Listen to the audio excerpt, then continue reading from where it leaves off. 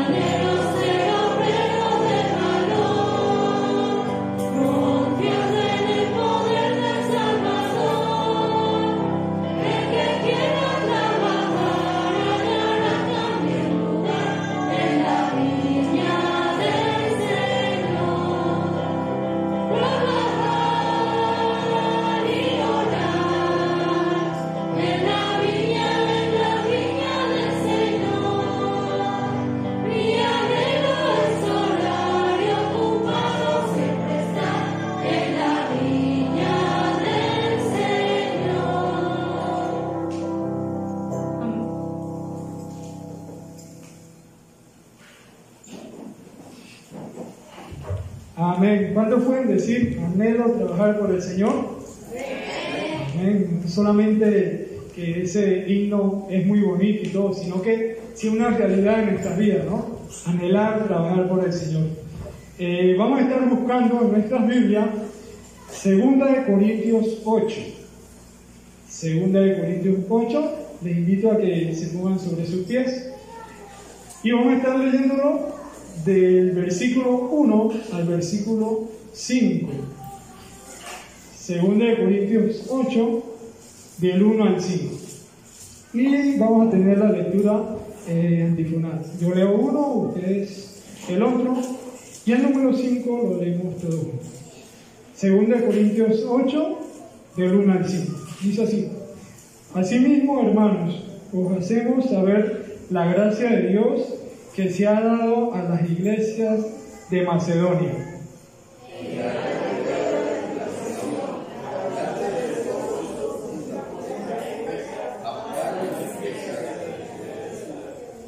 Pues doy testimonio de con agrado han dado conforme a sus fuerzas y aún más allá de sus fuerzas.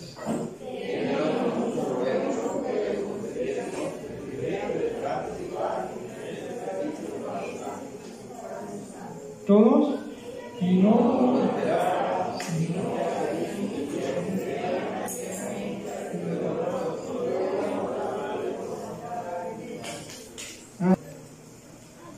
sigan recibiendo gracias, mis hermanos. Ahora estaremos viendo la palabra del Señor y vamos a ir nuevamente a este segundo libro de Corintios, capítulo 8. Vamos a hacer énfasis en el versículo 5, donde la palabra del Señor nos dice: y no como lo esperábamos, sino que asimismo,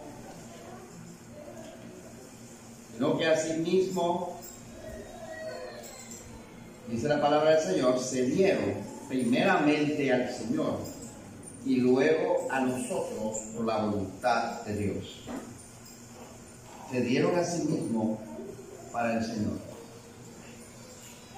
Y luego dice, a nosotros. Es hermoso ver cómo estos hermanos, que claramente la palabra de Dios lo expresa, no era que les sobraban las finanzas a ellos, no era que tenían una economía abundante, sino que se nota claramente el esfuerzo que ellos hacían o hicieron para llevar estas ofrendas para sostener el trabajo misionero. Porque eso es lo que era el trabajo misionero que estaban haciendo estos hombres de Dios, que estaban predicando la palabra en todo el lugar. Entonces, hoy queremos recordar la importancia de la mayordomía. Y esto es importante, siempre ha sido importante. Las ofrendas, los diezmos. Pero tenemos que ver principalmente en qué se basa la mayordomía. Principalmente en qué se basa la mayordomía. La mayordomía se basa en un principio que debemos tener todos nosotros los hijos de Dios. Este principio es que Dios es dueño de todo, empezando por nosotros mismos. Dios es nuestro dueño. Dios es dueño de todo. Por eso, cuando nosotros damos ofrenda, primeramente comprendemos que lo hemos dado a nosotros mismos. Dios es nuestro creador y recreador. Interesante, ¿verdad? Porque en primer lugar, cuando nosotros vemos la palabra de Dios, en Génesis capítulo 1, versículos 27 y 28, nos habla de que Dios nos creó a su imagen, pero que nos puso como mayordomo de toda la creación. Nos dio autoridad sobre toda la creación. Hoy, de igual manera, el Señor, al recrearnos, como dice la palabra de Dios en 2 Corintios 5, 17, donde nos habla de que somos una nueva criatura en Cristo, ¿verdad? Nueva criatura en Cristo significa que fuimos creados ahora en Cristo Jesús. Y este mismo texto nos habla de que hemos sido creados para buenas obras, para hacer la obra de Dios, para hacer la obra de Cristo. Entonces, cuando nosotros hablamos de mayordomía, no solamente podemos pensar en el dinero, sino en todas las cosas, porque todo pertenece a Dios. El Hijo de Dios tiene que saber que cuando dice, yo tengo una casa, cuando yo tengo un carro, tengo una propiedad, tengo un negocio, tengo un salario, tengo, al final del camino no tenemos nada, porque todo pertenece a Dios. Dios nos lo ha dado a nosotros. Somos mayordomos de lo que Él nos da, administradores de lo que Él nos da. Por eso cuando damos la ofrenda, tenemos que ser conscientes de que nosotros estamos dando de lo que Dios nos ha dado y que realmente todo es de Él. Recibimos la gracia de Dios, la cual es manifiesta para nosotros en todos los aspectos de nuestra vida. Por eso, comprender esto es importante para ser buenos mayordomos. Por eso la mayordomía no habla solo del dinero, no solamente del diezmo y de las ofrendas, como muchas veces se enfocan en eso solamente. Y yo recuerdo que cuando era joven en la iglesia, hace mucho tiempo atrás, algunos hermanos miraban de manera equivocada, tenían un enfoque diferente o equivocado sobre lo que era el diezmo y lo que era la ofrenda. Ellos consideraban que haciendo esto ya habían cumplido. Y muchos de ellos decían, ¿por qué yo tengo que hacer eso? Para eso yo doy mi diezmo, para que paguen a alguien que lo haga. Tenían ese tipo de concepto, pero era un concepto totalmente equivocado. Todos nosotros somos hijos de Dios. Dios es nuestro dueño. Somos un pueblo adquirido, una nación santa, un real sacerdocio. Pero cuando el Señor dice que es un pueblo adquirido, es porque Él tuvo que pagar un precio para que esto fuera así. Dios nos liberó, nos dio la libertad de la esclavitud en la que nos encontrábamos, por causa del pecado original que nos condenaba y nos convertía en esclavos de Satanás, en hijos del diablo, como lo dice la palabra del Señor. Pero el Señor dijo: ustedes son una nación santa, un pueblo adquirido, ¿verdad? Real sacerdocio, que hemos sido sacados de las tinieblas a la luz, para que nosotros ahora llevemos y hablemos de este evangelio a todos los que podamos. Por eso es importante considerar esto en nuestra mayordomía. ¿De qué somos administradores nosotros? Dice la palabra del Señor que somos administradores de la gracia de Dios. ¿Y cuál es la gracia de Dios? La salvación, el evangelio. Esto es un don de Dios. Es un regalo de Dios. Por gracia sois salvos. Y esto no es de nosotros, es un regalo de Dios, dice claramente la Biblia. Entonces, en base a esto, es que nosotros tenemos que vernos delante del Señor como mayordomos, como administradores de esa gracia que Él nos ha dado. Todo es por gracia. Todo, hermanos, es por gracia. Usted está aquí por la gracia de Dios. Usted tiene salud por la gracia de Dios. Tiene economía por la gracia de Dios. Tiene lo que tenga, todo es por la gracia de Dios. Cuando nosotros lo creemos, cuando nosotros lo vemos, entonces nos damos cuenta de que Él es nuestro dueño. Hablamos de la soberanía de Dios, pero ¿entendemos lo que es eso? La soberanía de Dios es el gobierno de Dios sobre nosotros. Quiere decir que andamos por fe, no por vista. Le creemos a Dios sus promesas y por eso Él nos da su gracia a nosotros.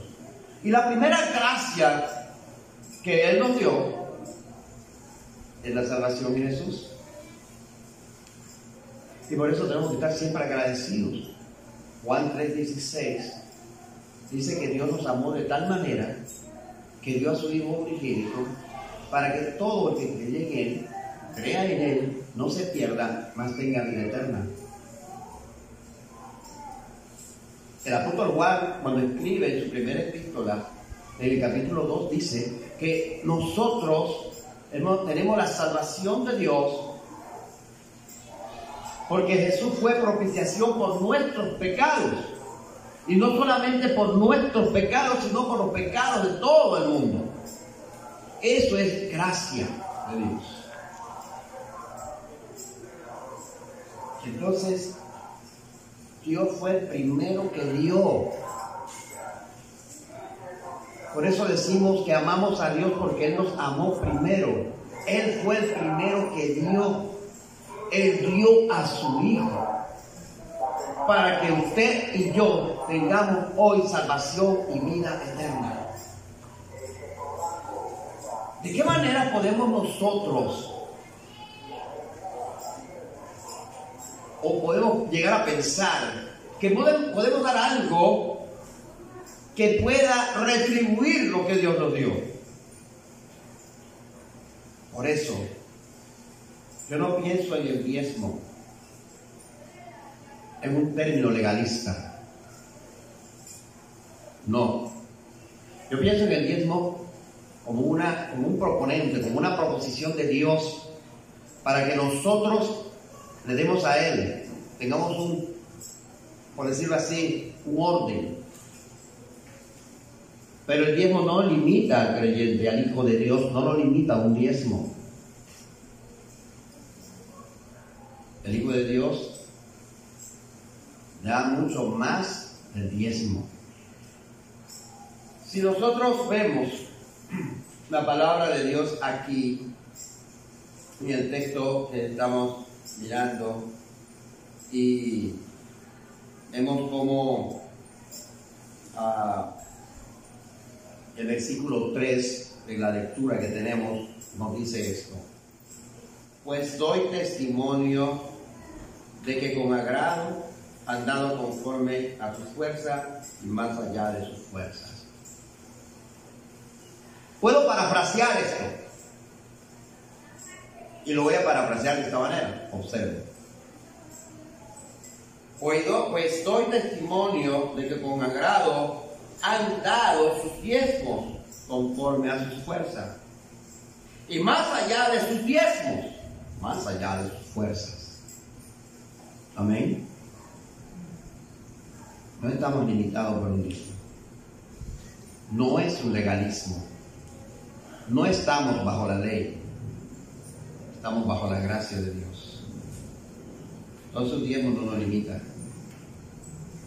Es un fundamento establecido por Dios en el Antiguo Testamento para su pueblo. Pero cuando nosotros observamos el diezmo del pueblo de Israel, resulta que no era un diezmo, sino que eran 3 diezmos. Ya les he hablado antes de eso. Había un diezmo que era el que se daba para el sostenimiento de los pobres y las viudas y demás. Había otro diezmo que era para el sostenimiento del sacerdocio, o sea, de los sacerdotes que estaban en el templo. Y todavía había un diezmo adicional que se guardaba para tener como un depósito, como un depósito, pues, podríamos decir. Que este se utilizaría en caso de alguna situación de emergencia. Yo no puedo hablarle, si nosotros nos vamos a profundizar en el diezmo, entonces, y si se ponen legalistas, ustedes le están debiendo mucho diezmo al Señor. No podemos poner legalistas entonces tampoco, ¿verdad? Porque si nos ponemos legalistas, ustedes le están debiendo 2 diezmos porque solamente dan 1. ¿Se dan cuenta? Pues no lo vemos desde el punto de vista legalista, sino que lo vemos desde el punto de vista como hijos de Dios, bajo la gracia de Él, como un ordenamiento que el Señor hizo para su pueblo, que básicamente lo podemos tomar nosotros como eso, para que funcione, digamos, de forma ordenada la finanza de la iglesia. Pero no estamos limitados a un diezmo. ¿Me comprenden? No hay limitación. No es que doy mi diezmo y ya di. No. Estos dieron conforme a sus fuerzas, esa es la palabra del Señor, y más allá de su fuerza. Por eso no podemos ver la ofrenda y los diezmos de ese punto legalista. No ya para nosotros, los hijos de Dios. ¿Ya? Por eso estamos nuestro diezmo, pero más allá del diezmo. No hay limitación. Dele al Señor de su fuerza, más allá de su fuerza. Amén. Un poquito amén, ¿verdad? Aunque las cosas son difíciles aquí. Porque lo que damos, lo damos para la obra del Señor. Hoy entendemos, y lo que la palabra de Dios nos está enseñando aquí, es que la economía es necesaria para sostener las misiones. Amén. Es necesaria para sostener las misiones. Es necesaria para sostener la obra de Cristo, para sostener la iglesia. Y por eso es que nosotros ofrendamos y diezmamos. Pero más allá de eso, también. El regalo que Dios nos dio a nosotros no tiene precio. No tiene precio.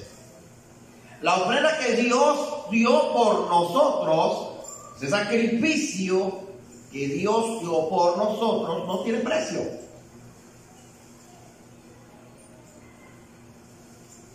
Porque Jesús el Cristo, ese sacrificio para redimirnos a nosotros y restaurar nuestra relación con Dios.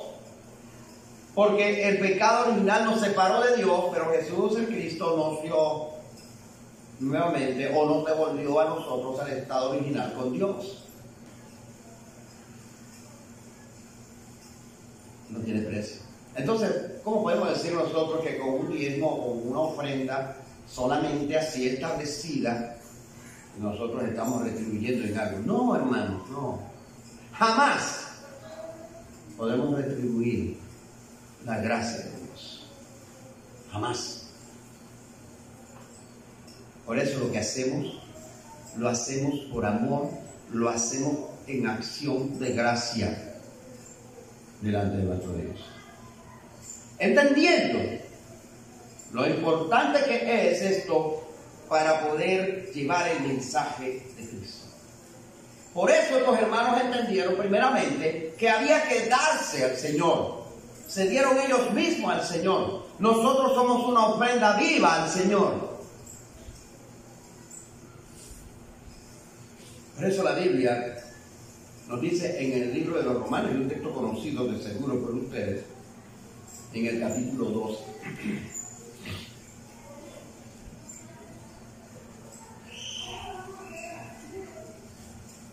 Versículo 1.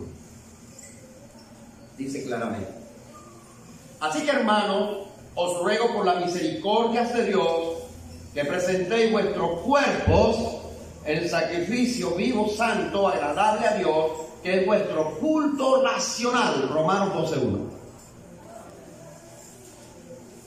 Nos presentamos todos nosotros completamente al Señor como un sacrificio vivo, santo.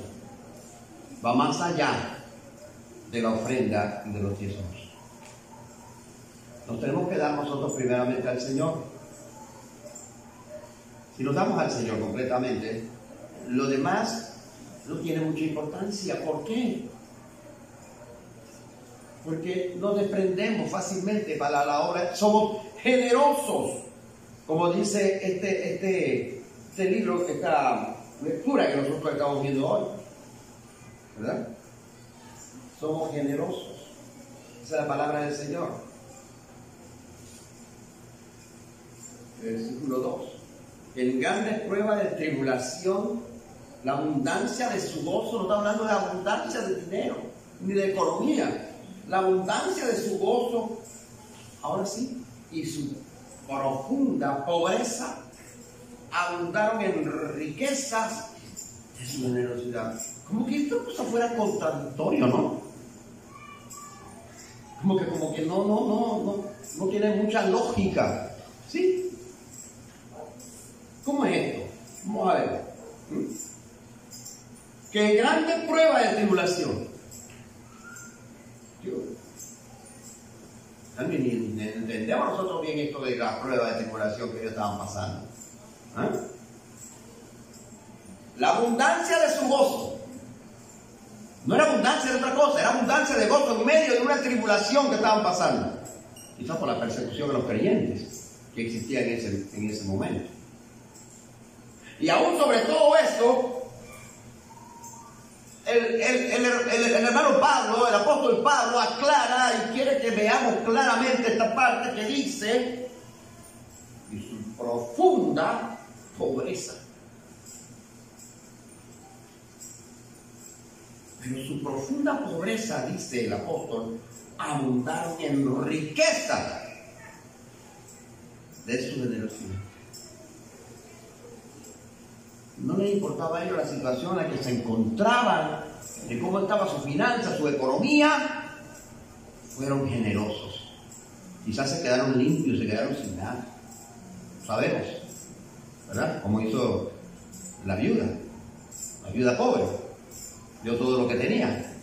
No sabemos si ellos también hicieron lo mismo y se quedaron sin nada. Pero ¿qué sí tenían en abundancia? Quizás no tenían en abundancia dinero ni riqueza, pero tenían en abundancia su gozo en medio de la tribulación. Y por esto ellos se desprendían. Hermanos, ¿cuántos somos capaces de ser así? Estamos pasando por un problema económico. No tenemos para esto, no tenemos para lo otro, pero no importa. Vamos a darlo al Señor. Vamos a darlo para la obra misionera. No es tan sencillo, ¿verdad? Nos cuesta a veces desprendernos solo para dar una ofrenda. Lo pensamos mucho, wow, tengo que pagar esto para el otro, no me va a alcanzar para esto, no me va a alcanzar para aquello. Comenzamos a hacer recortes, ¿no? Pero hermanos, la palabra de Dios nos dice a nosotros, y es lo que el apóstol le está diciendo aquí, pues doy testimonio de que con agrado, escuchen esto, con agrado han dado. Quiere decir que ellos, no importaba la situación que les estuviera pasando, la finanza como la estuvieran, ellos daban con agrado. ¿Qué quiere decir daban con agrado? Que daban con agradecimiento a Dios. No importa la situación que estaban, daban con agradecimiento a Dios. Ellos estaban tan agradecidos a Dios que no importaba desprenderse de su economía para ayudar a los misioneros a que ellos siguieran llevando la palabra, siguieran llevando el evangelio. Hoy nos toca a nosotros también. Por eso ellos se dieron primeramente al Señor ellos mismos. Por eso no es lo sobrante. Toda la palabra de Dios, cuando habla de los diezmos, habla de las primicias, habla de lo mejor desde el principio, cuando se comenzaron a ofrecer los sacrificios. Todos habían entendido que era lo mejor para Dios, lo mejor para Dios.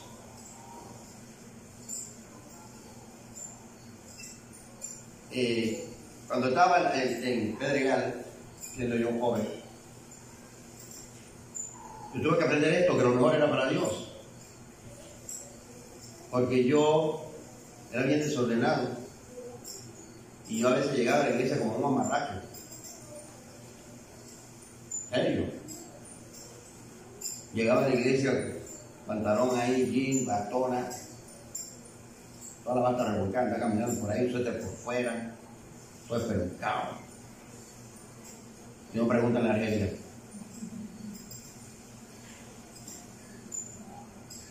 Yo escuchaba al pastor que decía, lo mejor es para Dios. Y yo no me cargaba lo mejor estaba allá en la casa. Yo andaba como sea. Y aprendí eso. Y comencé entonces, hasta en eso, tenemos que ser mayordomos. Hasta en eso. Porque muchos de ustedes se ponen muy guapos, muy bonitas para ir para la calle, para ir al trabajo, para ir a la universidad, para ir a la escuela. Y no quiero decir que no, para acá no lo hagan también, ¿no? Pero piensen ustedes mismos. Si vienen con lo mejor para la iglesia, para reunirse, para estar en el templo, a esta invitación, venimos aquí a la presencia de ¿quién? ¿Del pastor Luis? No, yo no soy nada aquí, solo soy el pastor, soy un siervo más. Ustedes son, como dice el ángel, le dijo el ángel a Juan, somos consiervos todos. Todos servimos a Dios de una manera u otra. A mí me tocó servir acá, pero a usted le toca servir allá. Por lo tanto, todos somos ministros. Y miren la palabra del Señor, todos tenemos un sacerdocio real. Entonces tenemos que dar lo mejor. Cantamos, da lo mejor al maestro. Pues ciertamente damos lo mejor. Eso se lo dejo a ustedes. Hay que darse al Señor. Tenemos que dar lo mejor al Señor, ¿verdad? Por eso, Gálatas 2:20 es un texto que nos habla a nosotros de esa relación con Dios y de verdad nos damos al Señor. Todos ustedes lo conocen, la mayoría lo conocen, ¿verdad? Pero vamos a leer. Dice la palabra de Dios en Gálatas 2:20. Con Cristo estoy juntamente crucificado y ya no vivo yo, ¿verdad? Mas vive Cristo en mí, y lo que ahora vivo en la carne lo vivo en la fe del Hijo de Dios, el cual me amó y se entregó a sí mismo por mí. Lo que ahora vivo en la carne lo vivo para el Señor. Entonces todo tiene que ver con la mayordomía, todo tiene que ver en la mayordomía. Es una entrega total de nosotros a nuestro Dios. Entonces tenemos que ser eso. Una vez me dijeron a mí, no venía para la iglesia, no era una reunión de la iglesia, no era nada de esas cosas, era así una visita informal, y yo fui con mi polo, ¿no? Y fui con un polo de marca, tenía un cocodrilo, aquí era la marca que tenía un cocodrilo, era de marca, ¿no? Estaba marcado con un cocodrilo. Y yo creía que iba bien porque era de marca. El pastor que estaba allá me llama a una aparte y me dice, usted es un pastor. No decía, yo sé, usted tiene que vestirse adecuadamente como un pastor. Porque usted viene a una reunión de pastores. Ya me regañaron por andar con mi suéter polo de marca. Entonces, en la próxima reunión me puse una camisa, así como esta, que no tenía marca ni nada, pero ahora sí, estaba bien. ¿Qué les parece? Y nosotros tenemos que entender que ustedes son hijos de Dios. Son hijos del dueño de todas las cosas. Son hijos de que es dueño del oro y de la plata. Entonces, tendrá como tales, ¿no? Si podemos, lógicamente, pero el Señor va a permitir que usted lo pueda hacer. Porque Dios es maravilloso con sus hijos. Y el Señor dijo, fíjense en los niños del campo, como lo viste Dios. ¿Hay algo más hermoso que eso? Ni aun Salomón, con todas sus riquezas, puede vestirse como uno de ellos. ¿Y ustedes qué son? Son hijos de Dios. ¿Qué somos todos nosotros? Hijos de Dios. Por lo menos yo los veo a todos hoy muy elegantes. Así debe ser siempre. Así debe ser, debemos siempre estar elegantes delante de nuestro Dios, ¿verdad? Porque Dios, más que nada, que está mirando. ¿Qué está mirando? ¿Su apariencia física? No, está viendo su corazón. Por eso cuando esto habla aquí de entregarnos a nosotros mismos, habla integralmente, y Dios sabe todo de nosotros. ¿Sabe si usted está haciendo lo mejor para Él o no? Yo no lo sé, por eso yo no juzgo a nadie, ni critico a nadie. Todos están bien delante del Señor, delante de mí, perfecto. Pero la mayordomía, hasta en eso tenemos nosotros que cuidarnos, tenemos que tomarlo en cuenta, porque cuando hablamos de darnos a nosotros mismos es íntegramente, ¿verdad? Otra de las cosas que nosotros tenemos que ver también es el gozo. Decía hermano Bernie, no está dirigiendo, ¿están gozosos hoy? O algo así. Y esperaba que todo el mundo estremeciera el techo, que vibrara el techo de la cantidad de voces gritando que amén. Pero parece que no fue así, porque lo volvió a repetir y dijo algo que no me gustó oír a mí. Dijo algo como que ni a él le agradaba lo que habían dicho. Imagínate a Dios mío.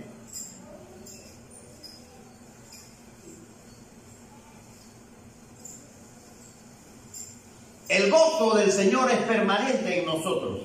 Amén. Por eso cuando hablamos de gozo, tenemos que hablar de gozo, porque sentimos. Ahora, si usted no está gozoso, bueno, ni modo. No está gozoso. Algo está pasando. ¿Qué es lo que está impidiendo que esté gozoso? Bueno, ya es otra cosa. Pero debemos siempre de estar gozosos. Y dar evidencia de eso, de que estamos gozosos. ¿Ya?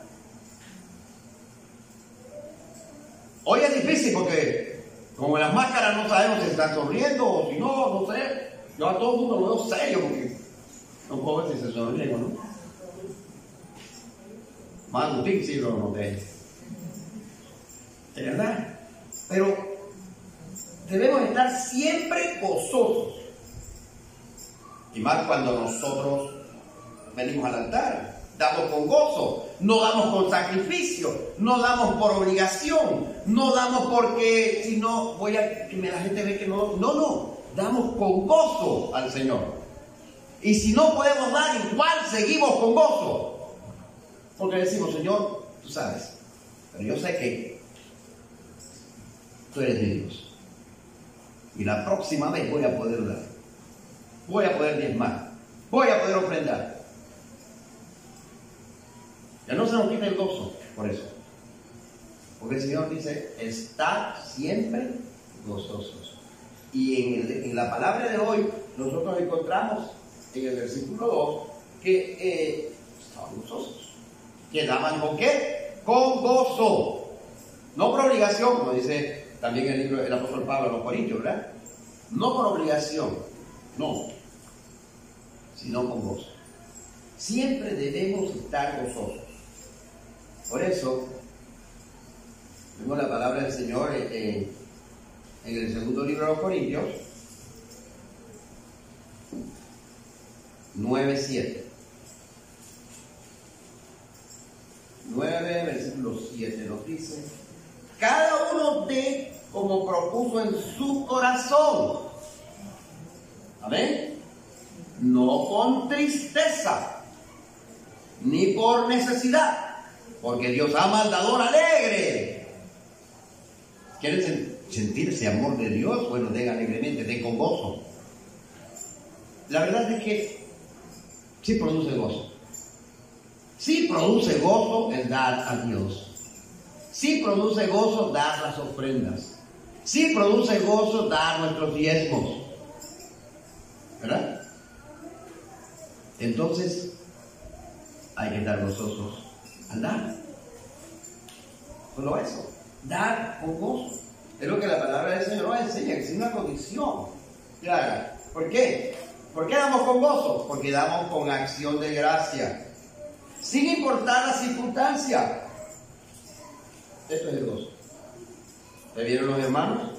El ejemplo de la lectura de hoy. Estaban en ¿qué? Grande tribulación. ¿Pero daban con qué? Con gozo. Y yo creo que ninguno de nosotros está en grande tribulación. Así que todos hoy debemos haber venido aquí gozosos de haber dado al Señor. Muy bien. También dice la palabra del Señor que ellos dieron esforzadamente. ¿Qué quiere decir eso? No que sufrieron para dar. No. Sino que se esforzaron por dar. Se esforzaron por dar. Y por eso es que dice, dieron más allá de sus fuerzas. A pesar de la situación que ellos estaban viviendo, las circunstancias que dieron, ellos fueron a dar. Y le dijeron al apóstol Pablo, queremos dar, no nos quites eso, no nos quites el poder dar para las misiones. Porque el apóstol como que se resistió un poco, ¿no? Debido a la situación que le estaba viendo de ellos. Como que se resistió un poco, pero al final dijo, está bien. Y por eso le escribe esto. Hermanos, la mayordomía, en primer lugar, es dar a Dios lo que es de Dios. Amén. Señor Jesús, cuando le llevaron la moneda, dijo claramente: dad a Dios lo que es de Dios. Y si yo les pregunto a ustedes qué es de Dios, todo es de Dios. Eso no lo entendían ellos en ese momento cuando el Señor presentó la moneda. ¿Qué le dice la cara y la inscripción de esta moneda? César. Muy bien. Den a César lo que es de César, pero den a Dios lo que es de Dios. Y nosotros los hijos de Dios sabemos qué es lo que es de Dios. Es todo. Todo es de Dios. Todo le pertenece a Dios. Entonces, la mayordomía sencillamente es comprender esto. Comprender que todo es de Dios. Y también comprender que dependemos absolutamente de Dios porque Él es dueño de todo. De Él dependemos, de su absoluta soberanía, ¿verdad? Dependemos de Él. Dependemos de nuestro Dios. Así que, sabiendo que todo pertenece al Señor, vamos a ser buenos mayordomos. Entendiendo esto, seremos buenos mayordomos. Porque estaremos enfocados en lo que Dios desea. Y cuando hablamos de las ofrendas para la misión, ¿en qué estamos pensando? Para llevar adelante la misión, ¿en qué estamos pensando? En nuestro enfoque como iglesia. ¿Cuál es nuestro enfoque como iglesia? La evangelización del mundo, las 237 naciones. Eso es lo más importante. ¿Por qué? Porque todos nosotros somos misioneros. Todos vamos a cumplir la misión. Y entre más nosotros nos comprometemos con las misiones, con la misión del Señor, Dios hará lo que tiene que hacer. Y Él nos dará los recursos necesarios para lograrlo. Así que no estemos preocupados. Demos con gozo al Señor. No tenemos limitaciones para dar. Porque cuando damos con gozo, entonces somos generosos al dar. Amén. Dios les bendiga. Espero que esta palabra de hoy le haya ayudado a comprender la importancia de la mayordomía en nuestras